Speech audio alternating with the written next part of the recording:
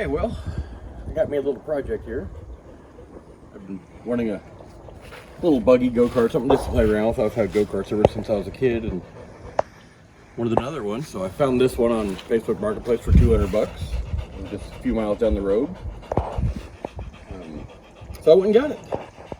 I thought it was a little smaller in the pictures than what it is, but it's actually bigger. So I think it's actually better. I'm pretty sure it is a Hammerhead, but I don't know exactly what size it was, and I also don't know exactly what model it was or what year it was. I basically don't know a whole lot about it. I noticed the roll bar has been put right here, but I don't see where it's been rolled over. I think something actually fell on it, but no engine on it. The tires actually hold air. The guy did give me another set of tires to go with it in case I wanted to put them on it. These are dry rotted, but they do hold air, so they'll be fine for now. So I am going to go and put an 18 horse Briggs on it, mainly because I have it sitting in the shop. I could use a crotch rocket engine or something like that, but that's what I have, so someone will put on it. So if any of you guys know what model this was or had one before in the past, or can tell me some information about it, that'd be great. I think it had to be fairly decent size because it actually had a double sprocket. So whatever it is actually had to have quite a bit of power. It's got a large axle underneath it. So hopefully I can get it all working. My little 18 horse Briggs should be perfect for this thing. It's not going to be a speed demon, but it should, run up and down the road.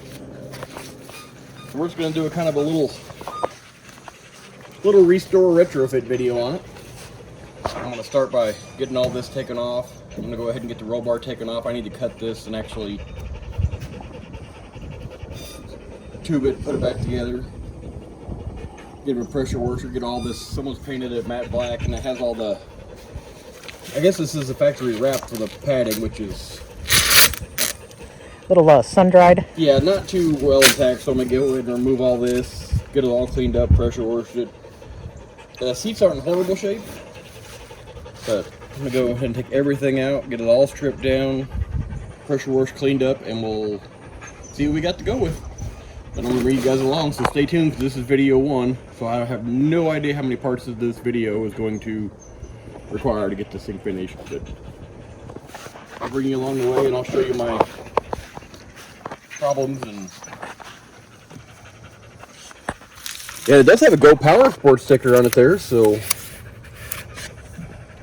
someone's done something to it at one point. Trying to show everything that way if somebody recognizes it, they'll be able to tell you what it is. It's a Hammerhead. Only I say it's a Hammerhead is because this front grille looks like a some pictures I've seen of a Hammerhead, but something's painted over it, so I can't find anything on it.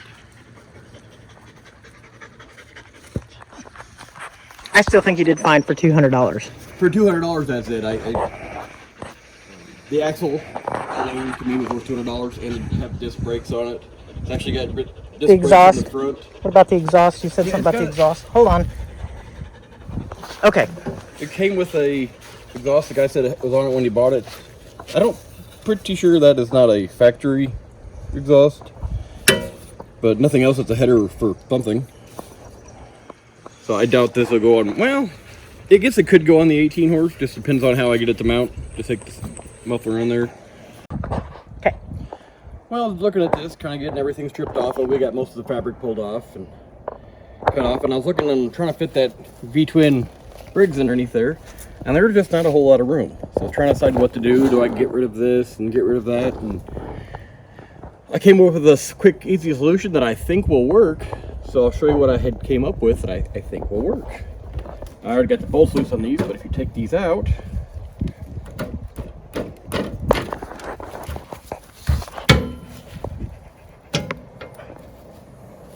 and open part,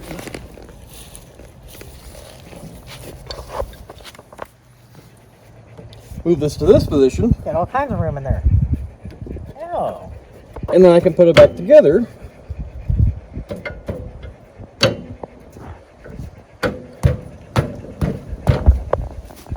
Into this position. And now I've got a whole lot of room in here to put that motor. So I think that'll work out because I was debating on getting rid of this, but I really didn't want to. You took the luggage rack off. I can put it back on. That's Yeah. just for room. But yeah, to me that works, and suspension still seems like it works.